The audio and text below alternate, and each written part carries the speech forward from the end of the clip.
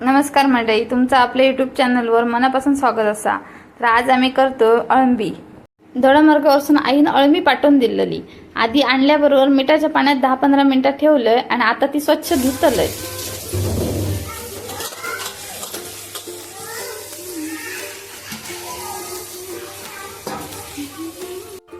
ही मी स्वच्छ आता धुवून घेतली। आता पुसतलंय, अशी फुसूक होई, नाही तर ते ना बुळबुळीत जातात, पाणी असतं त्यांना ना, आणि जास्त पाणी सोडतं आमटी करताना।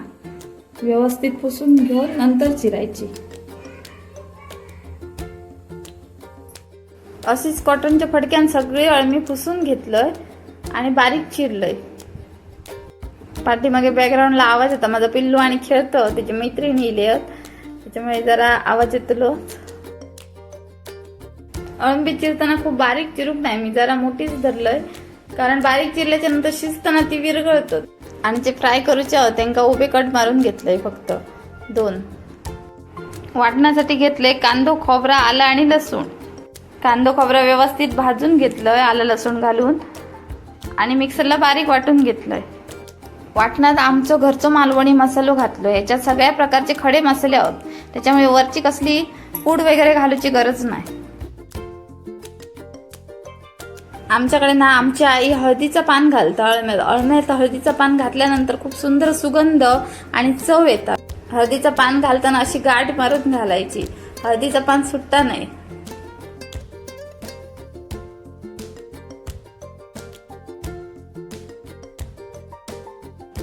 एका भांड्यात जरासं तेल घातलंय आणि कांदो परतून घेतलंय। जरा कांदो परतलो तर वाटलेलं वाटण घातलंय, जरा वेळ परतून घेतलं आणि अजून जरासं आमचं घरचं मालवणी मसालो घातलंय, जरा वेळ परतून घेतलंय।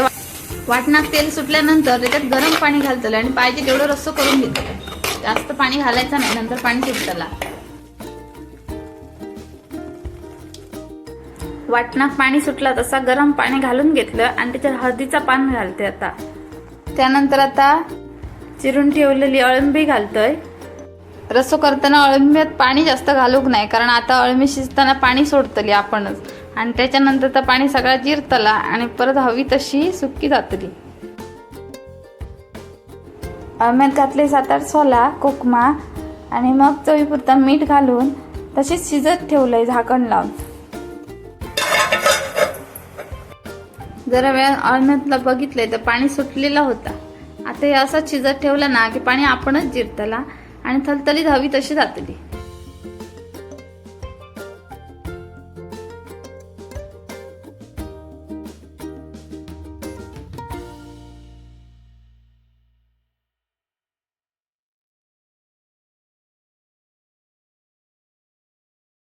मंडळी, तुमका तर माहितीच असा, कोकणात अनेक प्रकारची रानभाजी येतात, त्याच्यातली ही एक अळंबी रानभाजी असा, जी ऊन पावसाच्या खेळात विशिष्ट जागेवरच येता, जी काढूच्यासाठी भरपूर कष्ट असतात।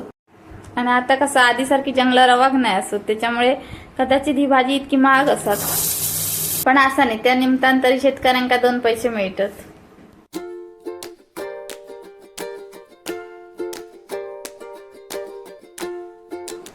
कांदा टोमॅटो परतून झाल्यानंतर त्याच्यात घातले आमचं घरचं मसालो, चिरलेली अळमी, 2-3 सोला आणि चवीपुरता मीठ घालून परतून घेतले। पाणी घालूक नाही, पाणी त्याका आपणच सुटला आणि त्याच्यावरच ती शिजली। आणि नंतर घातलंय खोबरा, ओला खोबरा शिवरून घातलंय। झाली भाजी तयार। पिल्लू हवी होती फ्राय करून, अशीच तर तिखट लागली तर खावचा नसता, मग काय केलंय, अळंब्याचे 2 तुकडे केलेले होते ना, त्याका जरासं मसालो, आगळ आणि चवीपुरता मीठ घालून फ्राय करून घेतले रवाला। फ्राय करून झाल्यानंतर गरम गरम तांदळाची भाकरी भाजले आणि जेवण वाढून घेतलंय। पिल्लून माझ्या हाऊस समजावून फ्राय केलेली सगळी अळमी खाल्ले। थलथलीत अळम्याची शाक होती, फ्राय केलेली अळमी आणि अळम्याच्या सुक्या सोबत तांदळाची भाकरी वर्षातून एकदा जरी खाल्ली ना तरी खाल्ल्यासारख्या वाटतात।